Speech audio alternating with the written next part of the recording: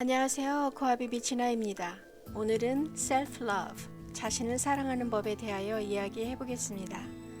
우리 모두는 행복해지고 싶어 합니다. 그래서 행복해지는 법에 대한 주제로 많은 이론과 이야기들이 있죠. 일반적으로 생각하는 한 사람의 가장 이상적인 행복 연대기는 보통 이런 순서로 진행되는 것 같습니다.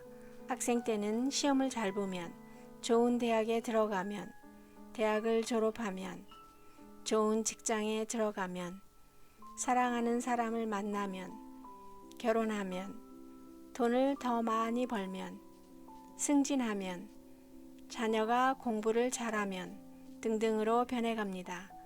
자, 여기에서 생각해 봅시다. 우리는 이 순서대로 원하는 것들을 이룬 사람들을 성공한 사람으로 생각하는데, 그럼 성공한 사람들은 모두 행복한 삶을 살고 있을까요? 여러분 주변을 한번 둘러보세요. 그리고 결론을 내려보세요. 여러분의 결론은 이제부터 다루는 주제와 연결되니 잠시 멈추고 꼭 생각해 보시기 바랍니다. 일반적으로 옳다고 생각하는 답을 내지 말고 정직하게 자신의 관점을 적어보세요. 아무에게도 보여주지 않으니 자신을 속이지 말고 내면을 들여다보세요. 정말 이런 세상적인 성공을 이루어야만 행복할 수 있다고 믿는지, 그래서 아직 결혼하지 못해서, 돈이 많지 않아서 불행하다고 생각하는지. 혹시 이스털린 역설이란 말 들어보셨나요?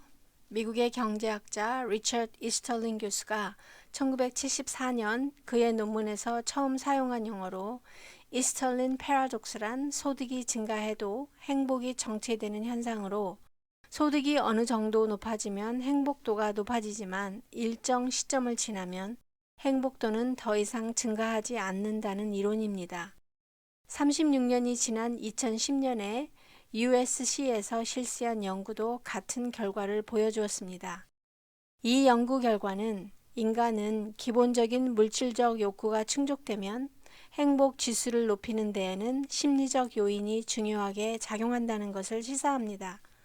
따라서 행복에 대한 담론은 여러 관점에서 설명할 수 있는데, 저의 Now 행복 프로젝트에서는 물질적인 외부 요인은 언급하지 않겠습니다.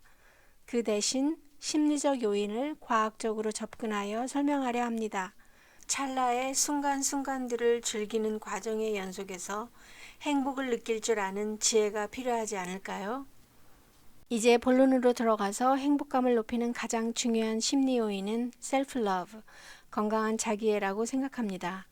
그런데 자신을 사랑하기 위해서는 무엇보다 자신을 이해하는 것이 첫 번째 스텝입니다. 신체의 질병도 효과적으로 치료하기 위해서는 정확한 진단이 나와야 하듯이, 좋은 말로 뜬구름 잡는 추상적 조언이나 격려는 상처에 밴드지를 붙이는 일시적 치료제 역할만 하게 됩니다.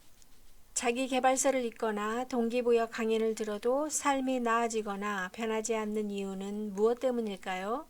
가장 큰 이유는 자신의 문제점을 인식하지 못하고 행동으로 옮기지 못하기 때문입니다. 그래서 발목을 잡는 문제점이 무엇인지 약자로 CBT로 불리는 심리 상담의 한 모델인 Cognitive Behavioral Therapy, 인지행동치료 모델로 자신이 인식하지 못하고 있지만 매우 큰 영향을 미치고 있는 잠재의식에 있는 부분을 설명하고, 이것을 표면으로 끄집어내어 이해하고 긍정적인 프로그램으로 대처하는 과정을 매일 반복하는 행동으로 옮겨야 삶이 변하고 나아집니다.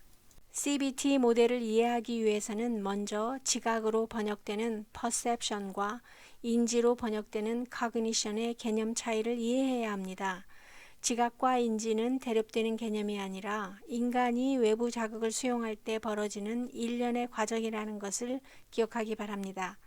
다시 말하면 외부 자극은 감각기관을 통해 지각되고 이것이 뇌로 전달되어 인지하는 과정을 거치게 되는데, 여기서 감각이란 외부 자극에 대한 시각, 청각 등 오감을 말하며 감각의 주관적 해석이 가미되는 것을 지각이라고 합니다. 그런데 외부의 동일한 감각 자극에 대해 A라는 사람과 B라는 사람이 다르게 지각하는 일이 발생합니다. 그런 이유로 오해도 생기고 저 사람은 왜 저렇게 생각할까 하는 상황이 발생합니다. 그런데 이런 상황은 자기 자신과도 일어납니다. 내가 왜 이러지? 라는 생각이 들다가 도저히 자신의 의지로 자신을 통제할 수 없는 상황이 되면 I hate myself 라는 혼잣말을 하게 되죠. 앞에 I와 뒤에 myself는 어느 쪽이 참 나에 가까울까요? 물이 반쯤 있는 컵을 보고 반밖에 없네 로 생각하는 사람과 아직도 반이나 남았네 로 생각하는 사람이 있죠. 아름다운 여인의 옆 얼굴을 지각하는 사람과 노파의 얼굴로 지각하는 사람, 까만색에 집중하여 화병 받침대와 색소폰 부는 남자로 보거나 두 사람이 마주보는 옆 얼굴과 사색하는 사람의 얼굴로 지각하는 사람도 있습니다. 또 다른 예로는 저의 실제 경험인데 차를 운전하다 보면 갑자기 끼어들면서 공격적으로 운전하는 사람이 가운데 손가락을 세우는 것을 보는 상황에 처한 적이 있는데 저는 전혀 화가 나지 않고 왜 저러지? 내가 너무 천천히 갔나? 똥이 무서워서 피하나? 더러워서 피하지? 라고 생각하며 그 차와 거리를 두면서 기분이 전혀 동요되지 않은 채 계속 저의 길을 갑니다. 그런데 그런 상황에서 로드 레이지로 치달은 사건을 뉴스에서 보기도 합니다. 갑자기 자기 차선에 끼어들었다고 신경전을 벌이며 손가락 싸움을 하다 총격 사건으로 번진 경우입니다. 이처럼 사람들은 똑같은 시츄에이션에서 다르게 반응하는 것을 보게 됩니다. 왜 이런 일이 일어날까요? 이런 현상이 나타나는 이유는 A라는 사람과 B라는 사람이 과거의 경험, 기억 등이 달라서 주관적으로 해석하기 때문에 perception, 지각이 달라지기 때문입니다. 이렇게 지각은 인간의 이해와 판단에 의한 총체적인 정신적 과정을 거치면서 외부 자극이 인지되는 것입니다. 17세기 프랑스 철학자 데카르트는 가장 확실하고 의심할 여지가 없는 확실한 진리를 찾으려 하면서 불확실하다고 생각하는 감각을 배제했는데 감각이 반드시 맞는 것이라고 확신할 수 없다고 생각했기 때문입니다. 그리하여 도달한 결론이 cogito ergo sum, I think therefore I am. 나는 생각한다, 고로 존재한다 이랍니다. 인간이 합리적으로 생각하는 능력을 최고의 선으로 본 것이죠.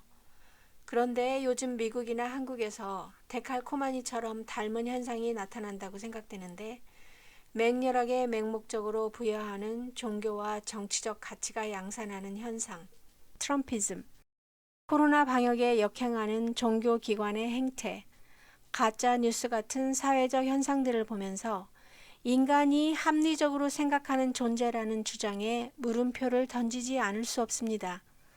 자신의 신념만이 진리이고 모든 것을 흑백으로 가르는 편협적인 맹목성을 우려하지 않을 수 없습니다.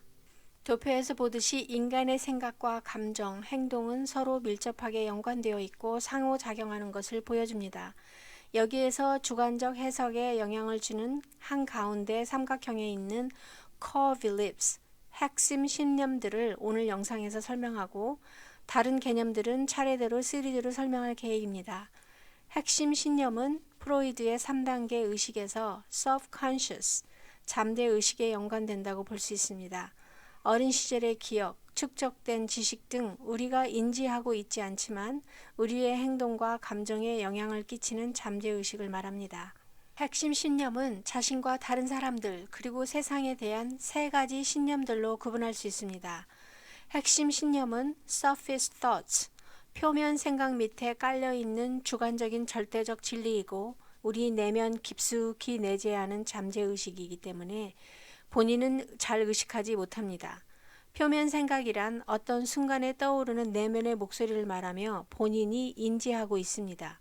예를 들면 당신이 박물관을 방문했을 때 테러가 일어나 박물관이 무너져 내릴 거라는 생각이 갑자기 들면 이 생각이 표면 생각인데 이 생각이 일어나게 한 core beliefs, 핵심 신념은 아마도 세상은 위험한 곳이야, 테러는 공공장소에서 일어난다와 같은 믿음이 그 사람 내면 깊숙이 내재해 있다고 볼 수 있는 것이죠.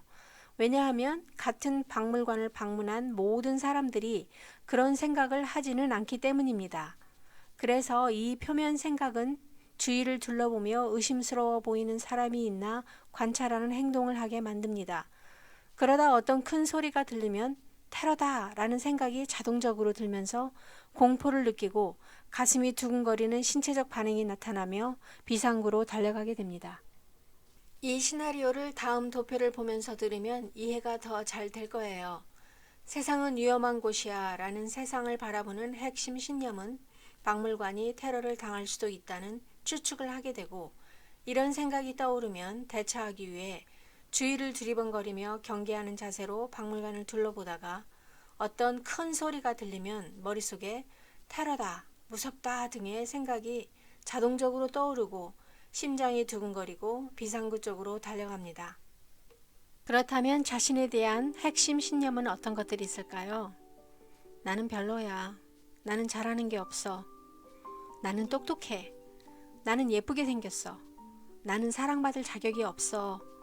나는 어떤 것도 해낼 수 있어. 모든 사람이 나를 좋아하진 않아. 그래도 나는 괜찮아. 나는 실수할 수 있어. 나는 루저야. 등등 긍정적, 부정적 신념들이 있습니다. 이제부터 자신을 사랑하기 위해서는 본인이 깨닫지 못하고 있는 자신에 대한 핵심 신념을 알아차리고 그에 따라 매일 맞춤형 셀프 어퍼메이션을 해줘야 합니다. 머리로만 생각하지 말고 노트에 적어보세요. 이번에도 듣기만 하고 반복 연습하지 않으면 변하지 않습니다.